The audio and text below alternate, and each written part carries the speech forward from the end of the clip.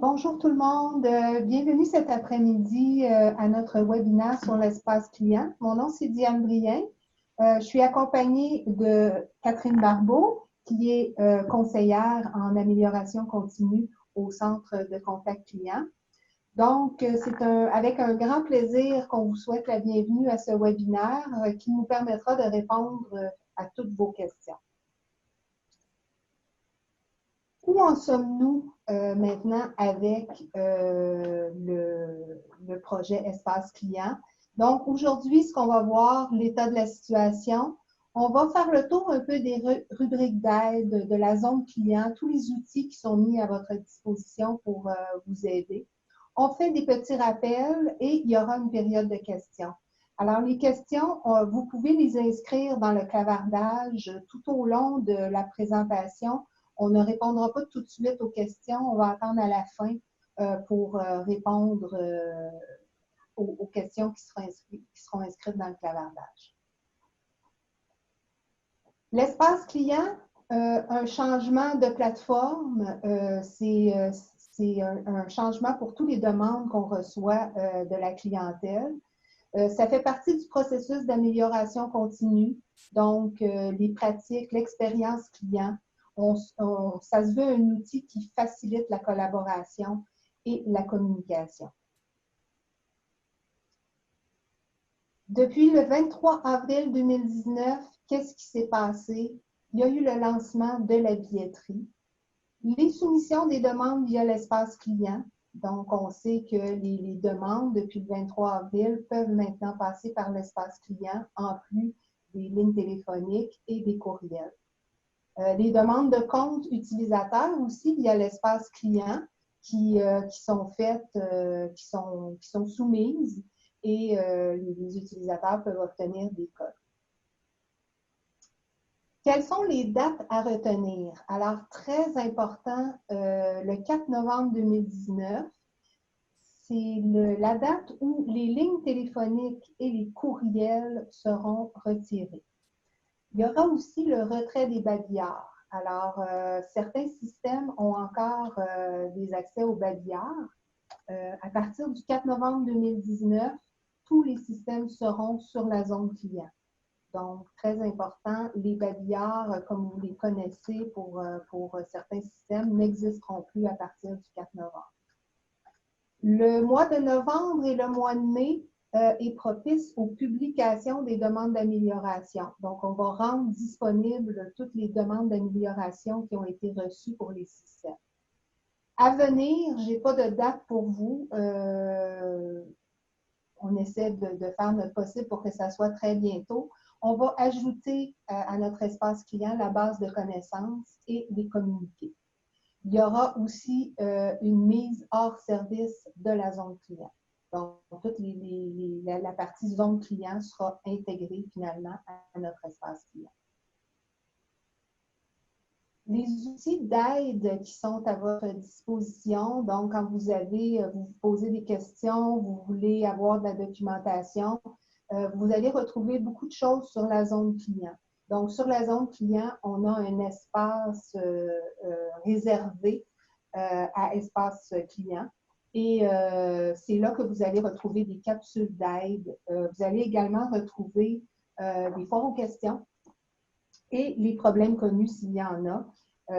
On les publie là, au fur et à mesure. L'espace client, je vais vous montrer une capsule finalement de ce qu'on retrouve sur la zone client. Donc, je vais refaire un nouveau partage et je vais vous montrer la zone client. Ça ne sera pas long. Alors, je partage mon écran. Alors, sur la zone client, vous retrouvez certaines informations. J'en ai parlé tantôt, la forme aux questions, les documentations, les problèmes connus. Vous avez également les fameuses capsules d'aide.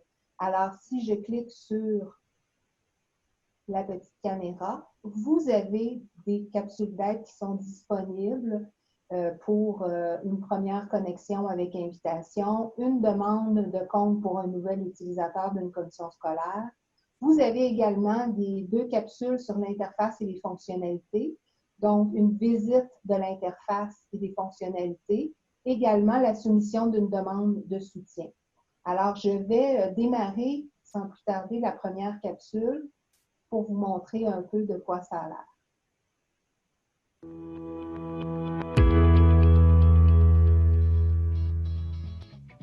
Visite de l'interface et des fonctionnalités. Vous êtes maintenant connecté et êtes prêt à faire le tour de la plateforme. La bande du haut contient le menu principal qui est présent en tout temps. Vous y trouverez votre profil, un lien vers le site d'aide et documentation de la plateforme, ainsi que l'explication de tous nos processus. Le lien « En cas d'urgence » vous donnera toute l'information sur ce qu'est une urgence et comment elle est traitée à l'Agrix. C'est aussi l'endroit où les numéros d'urgence seront rendus disponibles pour certains profils. Le lien billet contient toute l'information sur les demandes que vous avez faites à l'Agrix. Certains profils pourront voir l'ensemble des billets de leur organisme. Nous verrons le détail de toute cette information lors d'une prochaine capsule.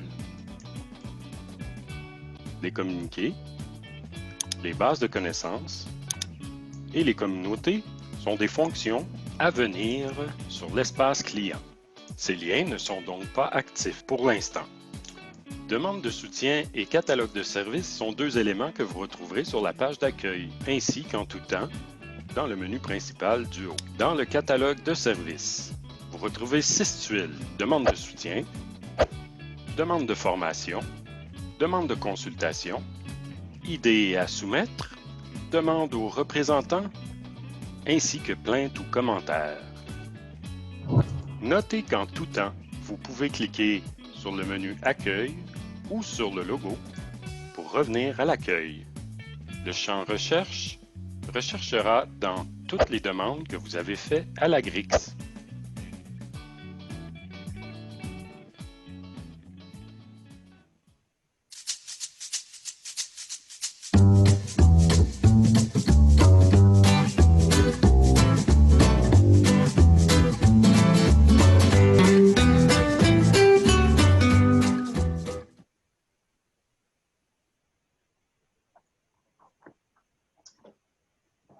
Donc, vous avez vu une première capsule pour les différentes fonctionnalités qui sont offertes. Il y en a d'autres, comment créer un billet. Donc, pour vous rendre sur la zone client à partir du site de l'Agrix, vous pouvez accéder à Accès client.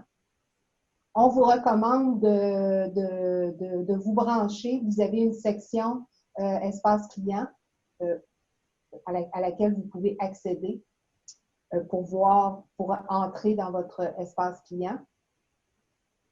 Je retourne ici. Vous avez ensuite différentes choses et vous avez la zone client. Lorsque vous accédez à la zone client, faites attention, vous devez vous brancher avec un code d'utilisateur et un mot de passe. Moi, je suis déjà branchée. Ce n'est pas le même que celui d'espace client, c'est deux codes différents. Donc, c'est important de faire la différence entre les deux. Il y a vraiment deux codes. Alors, vous avez la partie espace client où vous retrouvez les fameuses capsules. Je vais vous montrer une seconde capsule sur soumettre une demande de soutien, en fait. Donc, je démarre la capsule.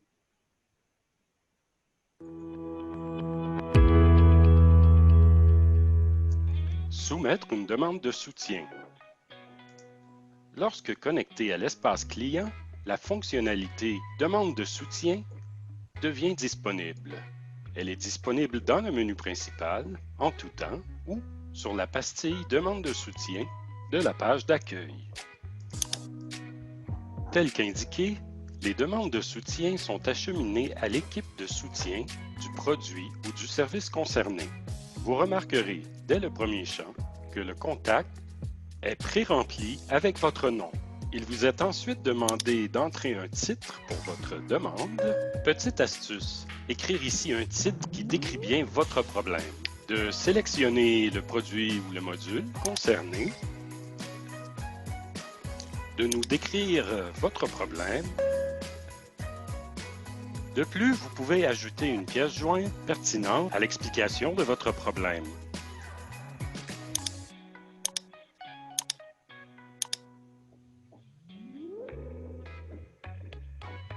Le champ suivant vous permet de grader votre demande d'une priorité élevée, moyenne ou basse.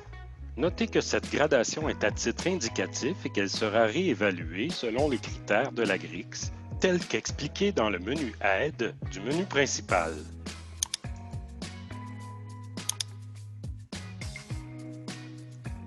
Les champs suivants vous permettent de nous donner des plages de disponibilité pour vous joindre. Nous tenterons de respecter ces plages, mais notez qu'elles sont à titre indicatif seulement. Vous pouvez ensuite soumettre votre billet. Suite à la soumission de votre demande, vous serez dirigé dans la section « Billets ». Vous y trouverez le billet que vous venez de soumettre, ainsi que l'historique de toutes les demandes que vous avez faites à la GRIX. Si vous êtes un compte avec les privilèges de voir les billets de votre organisme, vous les verrez dans un tableau ci-dessous.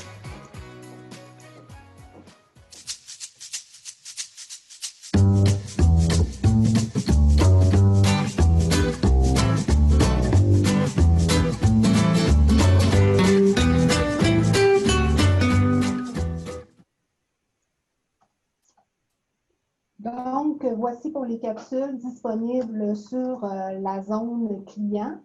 Alors, de retour à la présentation.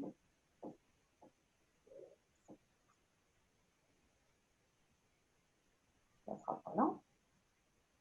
Et voilà. Donc, on commence, on a vu la capsule. Attendez, je vais me replacer. Parfait. Donc, quelques petits rappels pour poursuivre. La demande de compte utilisateur, des utilisateurs des commissions scolaires seulement, doivent, pour les nouveaux utilisateurs qui veulent se brancher à l'espace client, ils doivent cliquer sur « S'inscrire », compléter le formulaire. Chaque commission scolaire a reçu un code d'enregistrement et c'est le service informatique des commissions scolaires qui possède ce code-là. Alors, c'est le moyen d'obtenir un nouveau code. Pour les autres utilisateurs, vous pouvez demander à un collègue de faire la demande pour vous via l'espace client si vous n'avez pas le code. Et il y a un délai d'à peu près 24 à 48 heures ouvrables pour l'approbation de la création du compte utilisateur. Très important de mentionner que pour obtenir le soutien de la GRIX, on doit au préalable avoir suivi une formation sur le produit. La soumission des billets à la GRIX, comment ça se passe? Présentement, en fait, depuis le 23 avril, on peut fonctionner par téléphone encore, par courriel et par l'espace client. À partir du 4 novembre, on retire les lignes téléphoniques et les courriels des produits. Donc, toutes les demandes devront passer par l'espace client.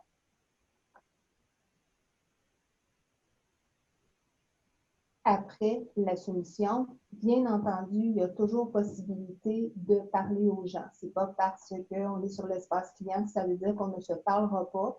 Alors, dans votre billet, vous pouvez mentionner les plages disponibles, comme on a vu dans la capsule, donc un rendez-vous téléphonique au besoin, si vous avez besoin de parler à quelqu'un.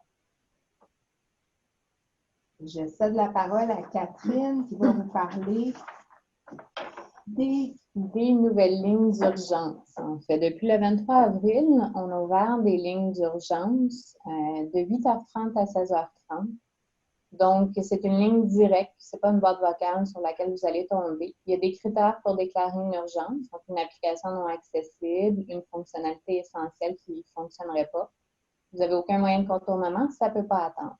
Cette ligne-là, elle est réservée uniquement aux TI. C'est donc certaines personnes des TI qui ont accès au numéro de téléphone pour pouvoir appeler aux lignes d'urgence. Et nous demandons à ce que ce numéro-là ne soit pas véhiculé. C'est vraiment réservé pour les ressources informatiques. Il y a donc en fait 2 lignes d'urgence, une pour les produits scolaires et une pour les produits administratifs. Si jamais ça ne répondait pas, serez automatiquement redirigé à notre réception qui contactera un gestionnaire pour régler votre situation. En dehors des heures ouvrables, en fait, on a de la surveillance qui est faite dans nos produits dans l'info nuagique et pour les produits hébergés. Depuis le mois de mai, vous en avez peut-être lu, il y a des sondages post-fermeture de billets. Donc, dans le cas d'une priorité 1 ou une priorité 2, le sondage va partir à 100% du temps. Et dans le cas des priorités 3, 4 et 5, le sondage va partir dans 50% des cas, aléatoirement. C'est important pour nous d'avoir votre opinion. C'est important de compléter ces sondages-là pour qu'on puisse se réajuster et savoir où est-ce qu'on a besoin de se réajuster. La question, elle est vraiment au niveau du service que vous avez reçu et non des produits. C'est vraiment le service au niveau du centre contact. Quel est votre niveau de satisfaction par rapport à ce service-là? On a besoin de votre opinion. Mettez-nous des commentaires aussi. Ça nous permet de se réajuster et d'être meilleurs. Le suivi pour les réponses qui sont négatives, le suivi est fait par les gestionnaires de la GRIX qui prennent contact avec les personnes qui ont répondu négativement pour avoir un peu plus d'informations.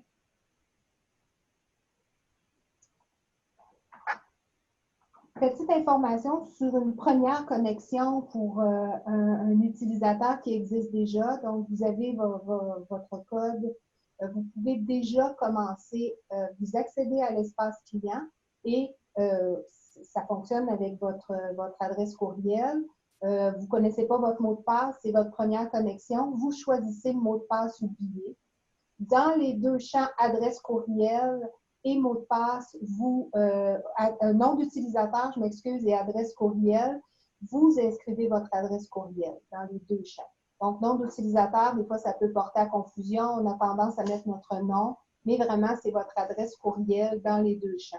Et ensuite, un mot de passe temporaire va vous être envoyé à votre adresse courriel pour votre première connexion. Une connexion est bloquée après 3 tentatives. Vous ne vous rappelez plus de votre mot de passe, vous essayez 1 fois, 2 fois, 3 fois. Après 3 fois, vous n'avez plus accès à l'espace client. Vous avez 90 minutes d'attente pour faire une deuxième tentative. Donc, vous devez attendre, il y a un petit délai avant que ça soit débloqué et que vous puissiez essayer à nouveau. Bon, si vous ne vous rappelez plus de votre mot de passe oublié, puis vous allez pouvoir recevoir un mot de passe temporaire par courriel. Si jamais votre compte est désactivé pour une raison quelconque, vous pouvez demander à un collègue de faire la demande pour vous, puis entre-temps vérifier avec votre service informatique.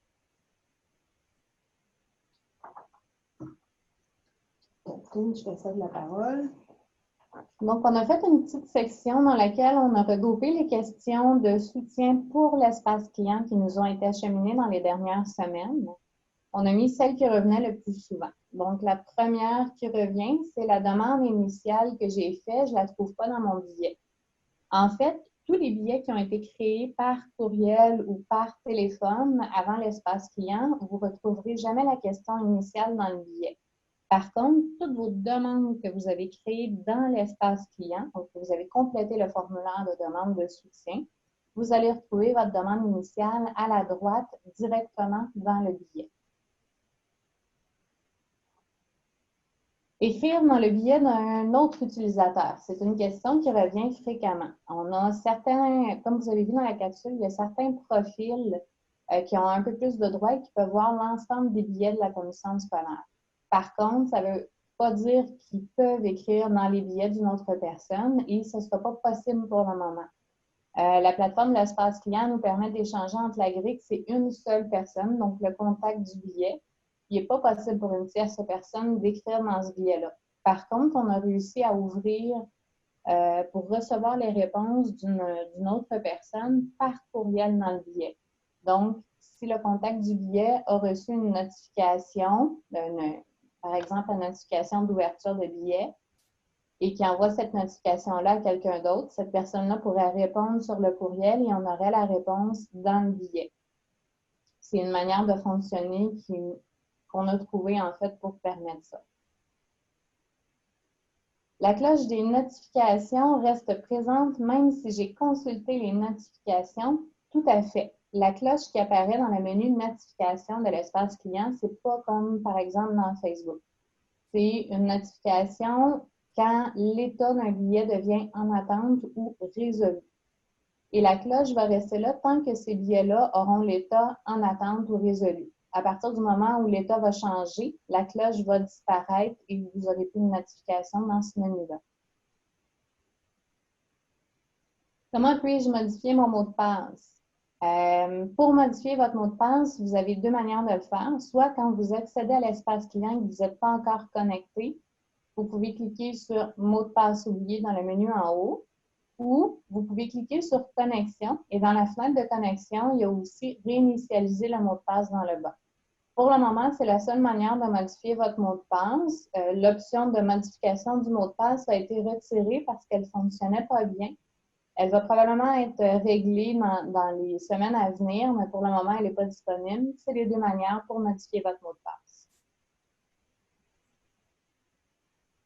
Je ne trouve pas comment filtrer dans mes billets.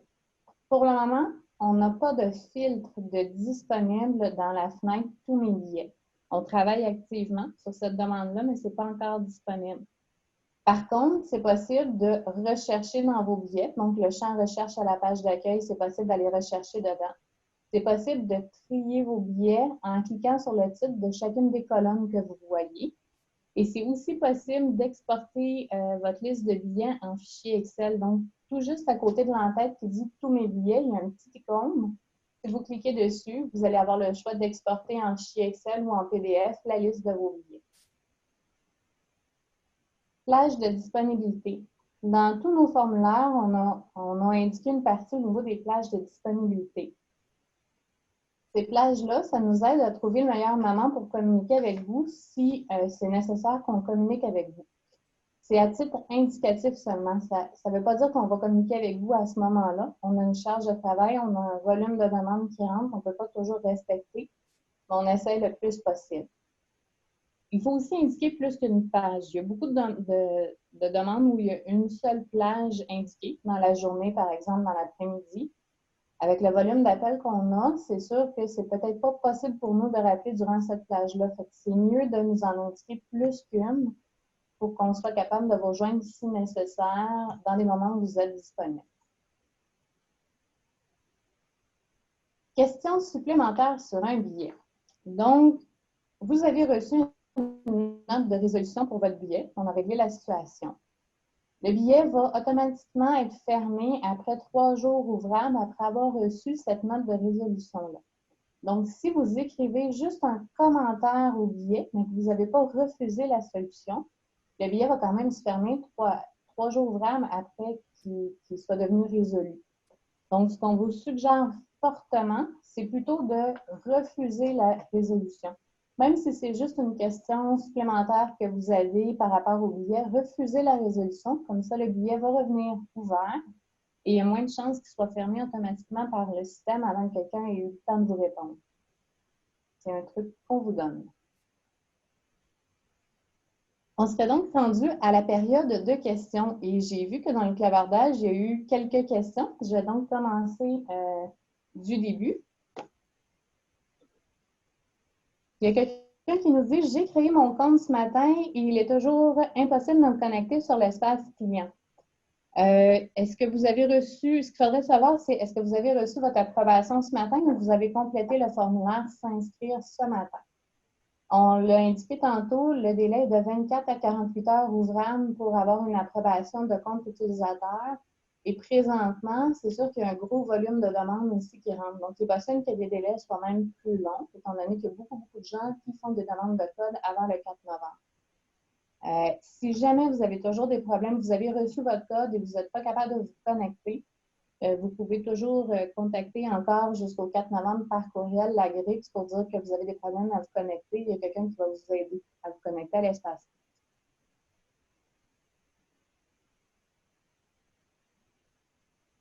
Il y a quelqu'un qui dit « J'essaie de créer mon compte utilisateur et ça ne fonctionne pas. Il semble que mon adresse courriel ne soit pas acceptée. » En fait, au niveau du menu S'inscrire de l'espace client, il n'y a pas de validation sur l'adresse courriel. La validation est vraiment faite par un humain en arrière. Donc, ce n'est pas ça qui vous empêche de créer votre compte sur l'espace client. Peut-être qu'il vous manque le code d'enregistrement ou c'est peut-être sur la zone client que vous essayez de créer un compte. Ce serait à voir. Vous pouvez contacter en fait le soutien pour le produit pour lequel vous travaillez. Ils vont pouvoir peut-être vous aider ou orienter votre demande dans la bonne équipe. Il y a quelqu'un qui demande s'ils vont pouvoir accéder au courant de la semaine au webinaire parce qu'il y a certaines personnes qui ont eu des problèmes avec le son. Oui, le webinaire va être rendu disponible dans la zone client sous le produit Espace client au courant des prochains jours ou la semaine prochaine. Il y a quelqu'un qui dit bonjour. Ai-je bien compris que je pourrais demander d'inscrire une collègue? Ça, c'est uniquement pour les utilisateurs qui ne font pas partie de commission scolaire. Pour tous les utilisateurs qui travaillent dans une commission scolaire, vous devez absolument demander le code d'enregistrement à votre service informatique de la commission scolaire. Il y a certaines CS qui ont décidé que c'était eux qui inscrivaient les gens directement et d'autres CS qui ont diffusé le code d'enregistrement. C'est vraiment comme ils voulaient. Donc, pour tous les utilisateurs qui travaillent dans des commissions scolaires, non, on n'inscrira pas personne si une collègue le demande. Il faut vraiment passer par les ressources informatiques. Pour tous les autres utilisateurs qui ne sont pas dans des commissions scolaires, là, oui, c'est vraiment une collègue qui peut demander d'inscrire un nouvel utilisateur. On a certaines questions pour valider, en fait, que la personne a droit au soutien. Dans ce cas-là, c'est vraiment une collègue qui fait la demande.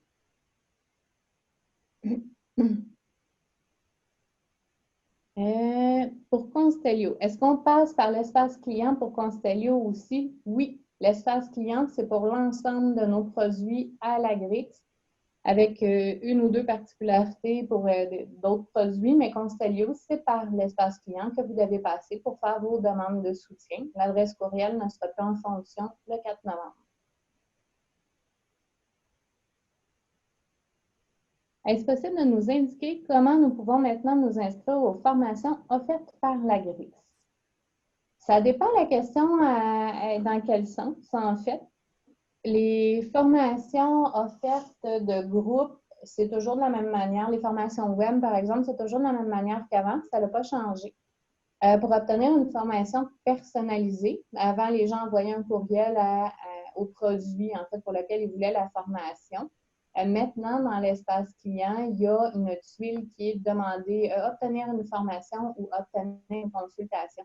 Ça fait la même chose que quand on envoyait un courriel à l'adresse produit. La demande s'en va dans la bonne équipe de formateurs selon le produit sélectionné dans la demande.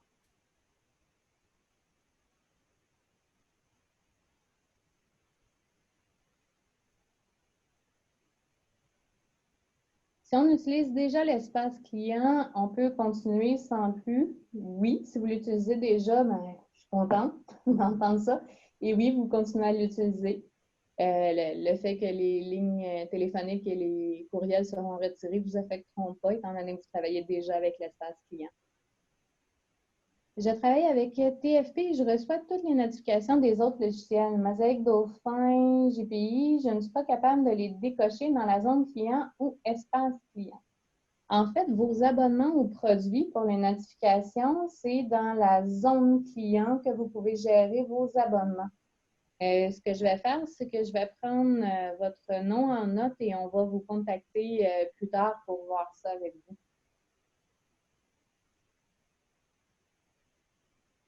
Bonjour. Dans l'équipe des adultes, nous sommes 2.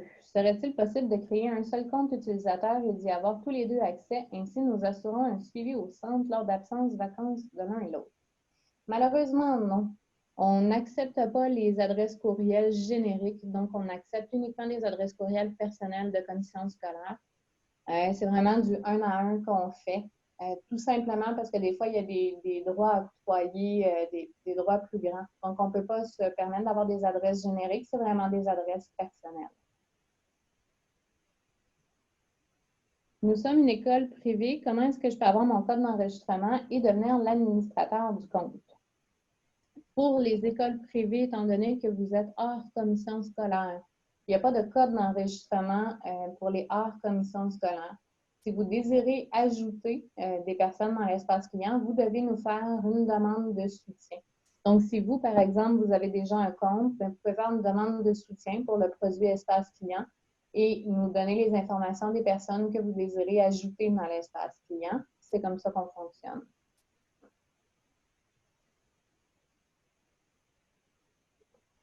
Est-ce possible d'unifier les codes utilisateurs de la zone et l'espace client dans le futur? Très bonne question.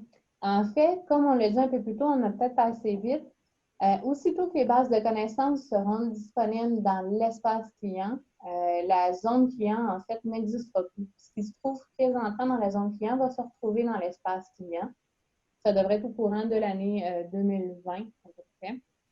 Donc, à ce moment-là, vous n'aurez plus deux comptes utilisateurs pour deux plateformes distinctes. Pour le moment, par contre, ça va être comme ça jusqu'à temps qu'on la ramène dans l'espace client. C'est quoi la formation à suivre pour obtenir le soutien GRIX? En fait, c'est d'avoir une formation sur le produit que vous utilisez. Il faudrait qu'on en parle plus. Ça, je pense que c'est un cas d'exception, donc on pourrait aussi prendre votre nom et vous contacter pour cette question-là. On va pouvoir retrouver où les mises à jour ou modifications de regard. Si c'était dans un babillard, si regard était dans un babillard, ça va se retrouver maintenant dans la zone client. Dans la zone client, il y a un menu